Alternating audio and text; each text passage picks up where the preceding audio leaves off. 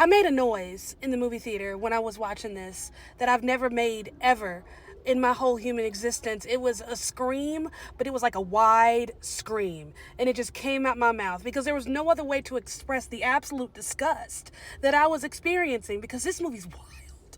I just got out of an early access screening of Novocaine, directed by Dan Burke and Robert Olson, stars Jack Quaid, Amber Midthunder, Ray Nicholson, and a whole bunch of other people.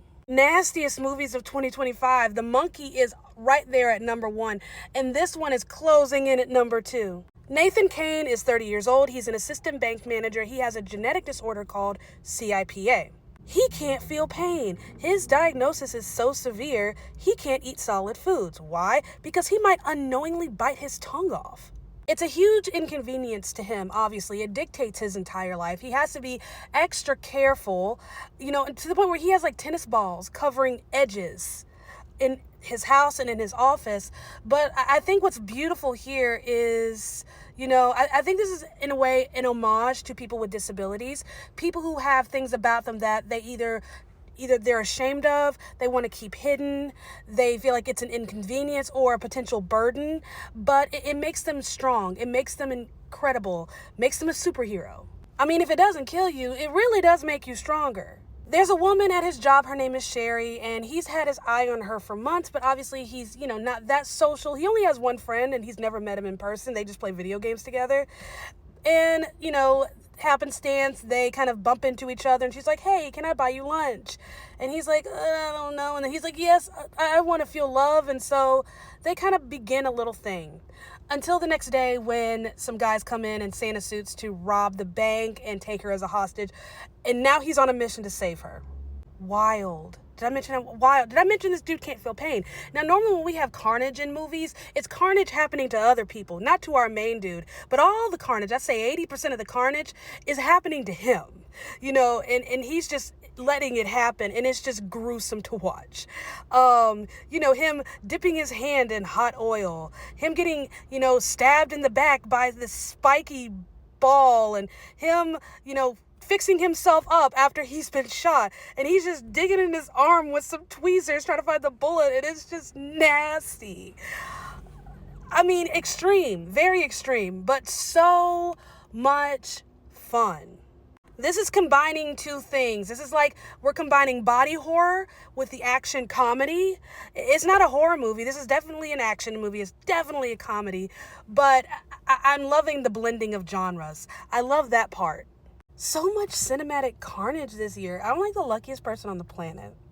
There's a sluggishness about this movie. That's the only real complaint that I have.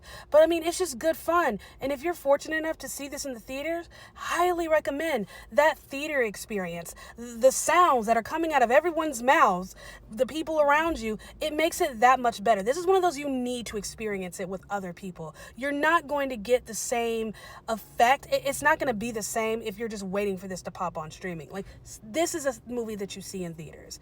The theater experience makes it that much better. And when you have a movie that's damn good fun plus a good theater experience, I mean, for me, chef's kiss. Jack Quaid, who is the son of Dennis Quaid and Meg Ryan, if I remember correctly, I am becoming obsessed with him. And not in the, oh my God, he's so fine, he's so cute, I love looking at him kind of way. No, like, he's an interesting talent. And he is, a head to toe kind of talent. He's so moldable and he's so versatile. There's something about his face. There's this deceptive kind of charmingness about his face. We saw it in Scream 5, we saw it in Companion, and then here he's playing, an average Joe sweetheart, and yet there's something little extra about him, and it just works. This man knows what to do with his face and how to work it with his character and how to transform in and out of different skins, if you will. He's just an exceptional talent, and I'm loving what's coming out of him lately. Speaking of talented children of famous actors, Ray Nicholson. It took me way too long to recognize him because I'm like, I know that face. And it wasn't so much his face, it was his smiles. Like, I know that smile. It's his daddy's smile. That's Jack Nicholson's smile. He's another one that knows what to do with his face. More recently, he was in Smile 2, and it just worked. It just worked. If you didn't see Smile 2, it's okay. You probably saw the posters for Smile 2. The guy with the smile, that's Ray Nicholson. His character in this movie kind of bounces between extremes, between being just kind of a lovable idiot and a blatant psychopath. And I like the extremes because, again, he plays it so well on his face. I love actors that know what to do with their face. Anya Taylor-Joy is good at it. That one young man from that television show where he was hacking into stuff, he kind of looks like a little rat. What is his name?